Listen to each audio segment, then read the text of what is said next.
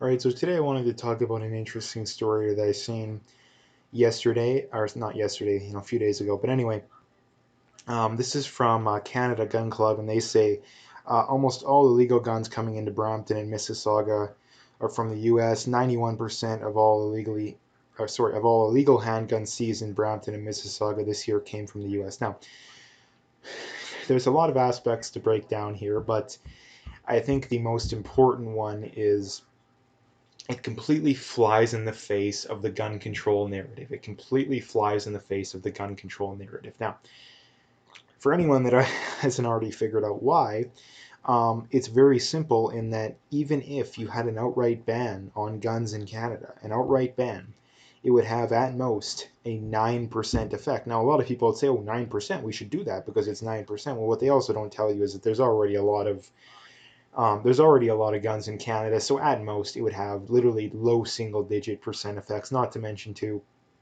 it would probably only just increase the demand for guns coming out of the States, which means it would probably almost exclusively offset. So, the whole point of what I wanted to get across here is that this is just another piece of evidence that shows that any form of gun control in Canada will have no effect on crime. It has no effect on crime.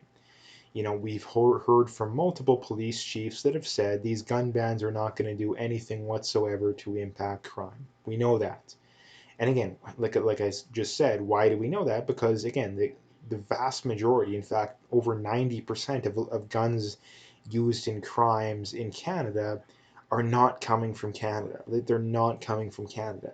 So again, when it comes to gun control, we really have to figure out what is the real motivation behind the gun control crowds. Like, what are the real motives? Now, I think you have to decipher between the politicians and the actual everyday person, because when it comes to the politicians' point of view, I think it's very simple in that they like having the monopoly on power, right? The politicians, they want to have that monopoly on power. They want to be able to implement, pretty much do whatever they want and get away with it, right? Because if you have an armed populace and the government, imposes some draconian law, right? Draconian law, and the populace is completely disarmed or largely disarmed, well, there's not really a whole lot people can do. And this is one of the many glaring contradictions of the left, is that in that they think that there's literally a World War II German in the White House right now, but on the other hand, they also want gun control, right? So, again, if you genuinely believe that, well, why in the world would you not want guns? Because, again,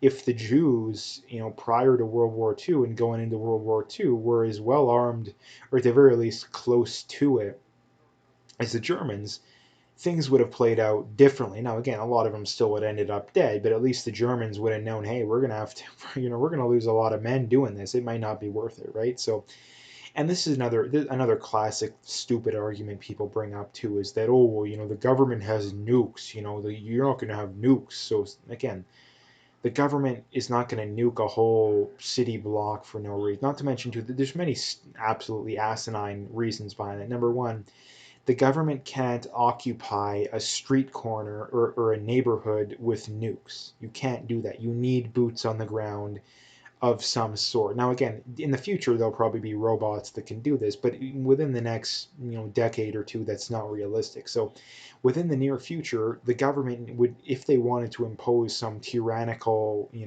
world order, they would need boots on the ground. They would need boots on the ground. And what does that mean? Well, what is the point I'm trying to get at here is that, an AR-15 would be sufficient to ward off those said boots on the ground, right? Because again, a lot of these lower level people, they don't want to die for this kind of stuff, or at the very least they're not willing to die in mass, right? So again, the minute that one of these regiments gets lit up by a handful of guys with AR-15, again, this is obviously a hypothetical situation, but I'm just bringing it up to make a point. The minute that they get lit up, the other people are going to hear about it, and they're probably going to be a lot less, or a lot more skeptical of what they're doing. So again, the argument that, oh, you don't, an AR-15 is not enough to defend against a tyrannical government, it's not realistic. It's not realistic by any means. And here's the thing: um, even if it is not realistic, then why in the world would you care about it, right? Because if an AR-15 is so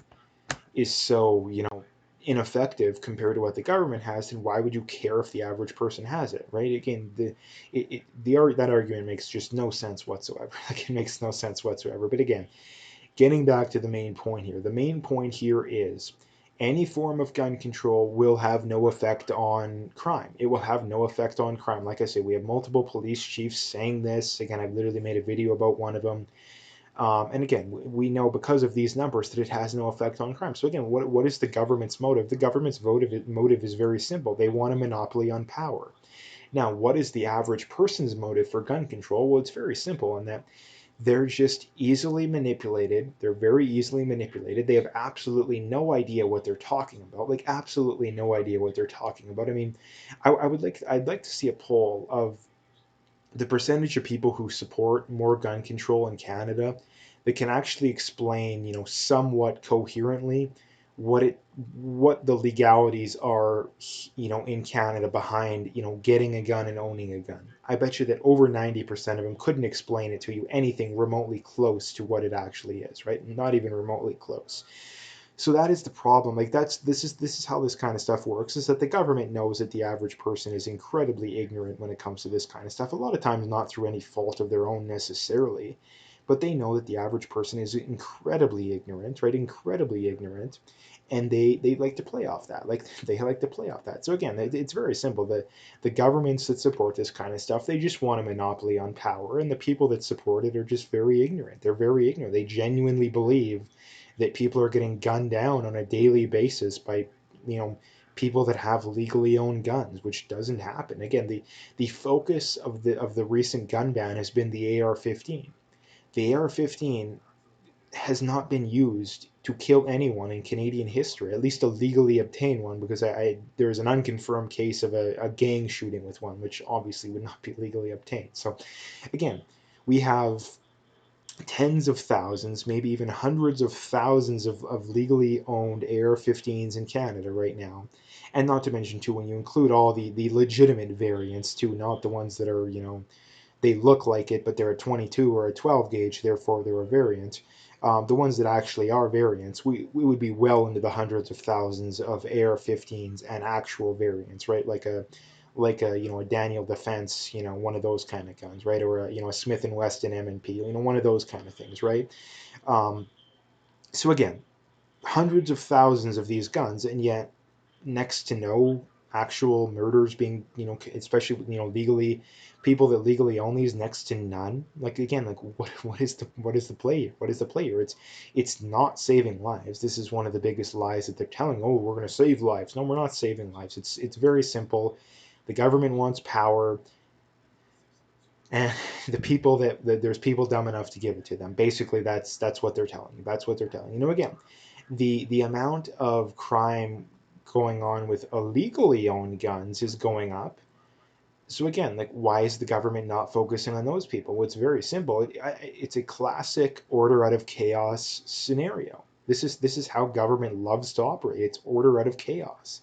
Simply allow this kind of stuff to happen. Same thing goes in the States too. Look at why a lot of these governments are allowing Antifa to riot and loot and BLM. Like, it's order out of chaos, right? It's order out of chaos. They'll let these kind of problems fester, knowing that the worse the problem gets, the more that the public is going to beg for the solution that they already have in their back pocket, right? The goal of the government is to implement a solution. The problem being is that they know that it may not be popular at the time. So if they let these problems get out of control, then the public will go for it, right? So this is the I think this is what the government's play is here. It's simply ignore the legitimate crime going on. It's ignore the gangbangers and those kind of people. It's simply ignore those people, and when they get the sense that the government doesn't really care about them, that they're going to start running wild.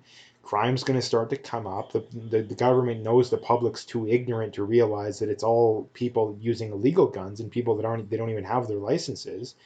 Again, they know the public's ignorant enough to believe that they think that these are legally obtained guns, turn around and say, "Yeah, we got to ban guns," so the crime will come down. Like, again, that's it's so predictable. It's not even funny. So again, that's probably what's going to come into this. So anyway, like I say, I think it's important to point this kind of stuff out when we see it.